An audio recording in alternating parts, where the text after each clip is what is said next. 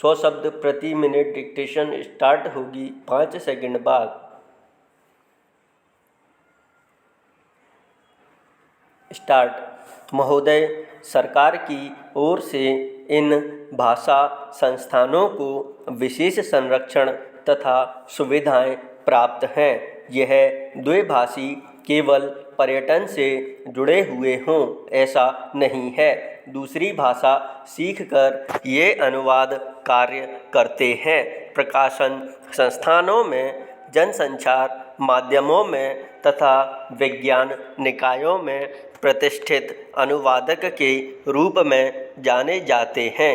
ये सृजनात्मक ललित साहित्य का अनुवाद करते हैं।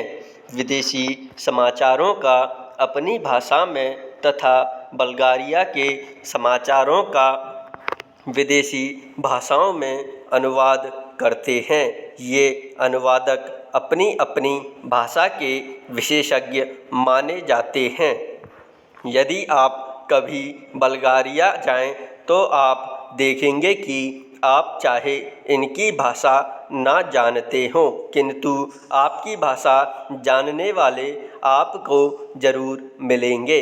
अभी कुछ महीने पहले की ही तो बात है जब भारत के राष्ट्रपति डॉक्टर शंकर दयाल शर्मा बल्गारिया गए।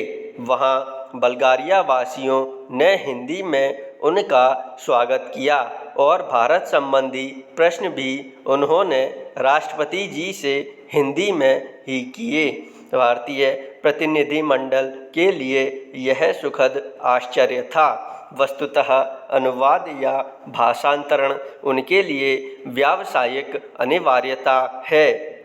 यूरोप के अन्य देशों में भी यही स्थिति है। जहां विश्व में प्रकाशित किसी भी भाषा का महत्वपूर्ण शोध निबंध या कोई विदेशी चर्चित साहित्यिक कृति उस देश की भाषा में तत्काल अनुदित हो जाती है। पैरा। इतिहास साक्षी है कि ईसाई धर्म के प्रचार में अनुवाद की भूमिका कितनी महत्वपूर्ण रही है। ईसाई धर्म के विश्वव्यापी प्रचार के लिए बाइबिल के अनुवाद की व्यापक योजना बनाई गई। अनुवाद ने ही बाइबिल को भारत के गांव-गांव यहाँ तक कि आदिवासी क्षेत्रों तक पहुँचा दिया। बाइबिल के बाद सबसे अधिक भाषाओं में और एक ही भाषा में कई बार भगवद गीता का अनुवाद हुआ। भारतीय दर्शन और प्रतिभा को समझने की लालसा ने विदेशियों को प्रेरित किया कि वे गीता का अनुवाद अपनी भाषा में करें। आज विश्व की सभी प्रमुख भाषाओं में गीता का अनुवाद आपको मिलेगा। अवधी भाषा में लिखित रामचरित मानस भी देश और विदेश की अनेक भाषाओं में अनुदित होकर विश्व साहित्य का अनुपम ग्रंथ बन गया है। वस्तुतः अनुवाद ही वह माध्यम है जो देशीय रचना को भौगोलिक सीमा से मुक्त कर विश्व मंच पर प्रतिष्ठित करता है।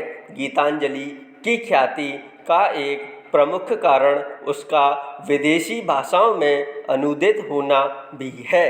अनुवाद दो भाषाओं के मध्य सेतु का काम करता है और दो संस्कृतियों को निकट लाता है। अनुवाद की नींव है दो भाषाओं का ज्ञान और उन भाषाओं पर व्याकरण और शैली की दृष्टि से ऐसा पूर्ण अधिकार कि अनुवादक एक भाषा व भाव, विचार, राशि को दूसरी भाषा में पूर्णतः इस प्रकार रूपांतरित करे कि पाठक मूल रचना की संवेदना से भी परिचित हो सके तथा अनुवाद पढ़कर उसे मूल का सा आनंद भी मिल सके।